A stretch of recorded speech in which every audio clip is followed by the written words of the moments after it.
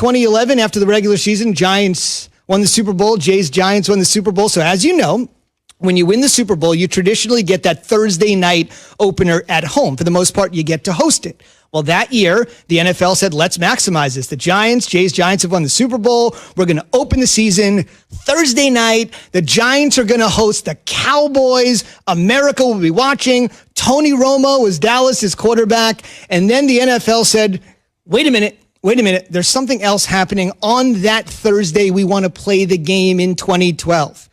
Barack Obama gave a huge speech at the Democratic National Convention as he was running for president one more time, the re-election. And then the NFL said, yeah, you know what? We don't exactly want to do it on that particular date. So they said, we're going to move the game back to Wednesday. If you're wondering, the last game before 2012 that they played on a Wednesday, now you have to go back into the Wayback Machine, 1948. I'm sure we all remember that one. We all remember that 1948 class. Got a great day planned today. Got the eggnog ready, a little spiced. Yeah, I was eggnog. Are you not with the eggnog? No, I'll have some. Yeah, because we had the game at 3:45, then the Christmas tree lighting after that. I mean, it's set up for a good day. I just was trying to figure out, 3:30 kickoff. What do I do?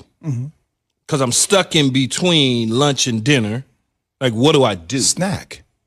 Yeah, but them snacks turn into you mess up your dinner. I don't like snacking because it'll mess up your dinner. You know what I'm saying? Yeah. So I got to kind of figure out what I'm going to do. We'll find out. Speaking of messed up, Jay's essentially said, look, everybody's talking about Baltimore. Everybody's talking about all the tests. Again, they traveled to Pittsburgh, 2 more positive tests. The Ravens are obviously going to be tested before today's game. That's pretty obvious. And can you just say that again? 2 more positive tests. Right. Found out yesterday. On the road to Pittsburgh. On the road. They're going to be tested again before kickoff today. I don't say that lightly, but I mean. I know there are checks at stake. Why are we trying to force this game? What do you think about that? Well, I don't think we need to force the game if there's still an outbreak that's not contained, just for the sake of seeing a team get demolished. And my thing is, I just hate that this is the position that the Steelers are in. Again, I mean, they were in that position with the Titans. Then this game has been pushed back one day. It's been pushed back another day. It's been pushed back another day. It just seems like we're really trying to, squeeze in a square into a circular peg. It doesn't work. I don't know why we're trying to force it, especially it seems like it's a setup for the Steelers, right? I'm just playing devil's advocate here. So you do play the game today, and then you turn around and you have to play the Redskins on Sunday. I know this is typical Monday. Okay. Typical Thursday, Sunday kind of turnaround. I don't know why we're going to this length to play the game when there are 2 more tests that just came out yesterday that were positive for a team that we were just talking about. Hey, how we contain this is important. Well, I think that the league, everybody keeps talking about money. They're going to get the money regardless. They're going to get the money because they're going to find a way to play the game, whether the game is played today or whether it's played in week 18, they're going to figure out. So the money aside, right? It's that they're not going to forfeit the cash flow.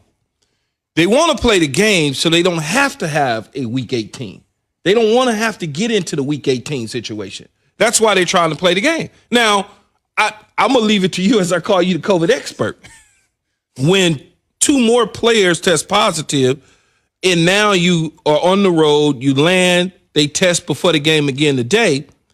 Is there still a period of time that it could be dormant with the rest of the team, even though they've tested them severely over the last several days, Jay? I mean, that's what I don't know, were they on the plane and then they found out that they were tested for positive, Zubin? I don't know the exact details.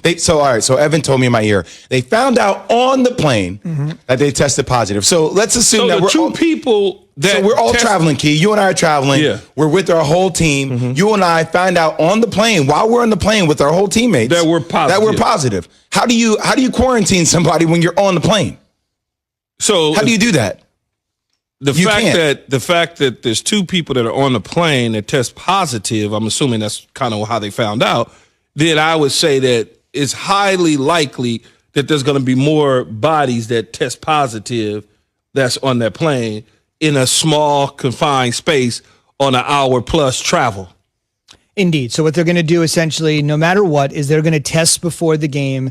There'll be point-of-care tests. We'll wait to see what the results are. But as for the moment, The game is scheduled to be played today at 3:40 Eastern. Remember, this is essentially from Thursday to Sunday to Tuesday to today. So we'll see what happens. So if they play the game, and then the test, then all of a sudden, I keep thinking Sunday, Wednesday, then on Friday, they find out that some more Baltimore Raven players have tested positive that actually played in the game.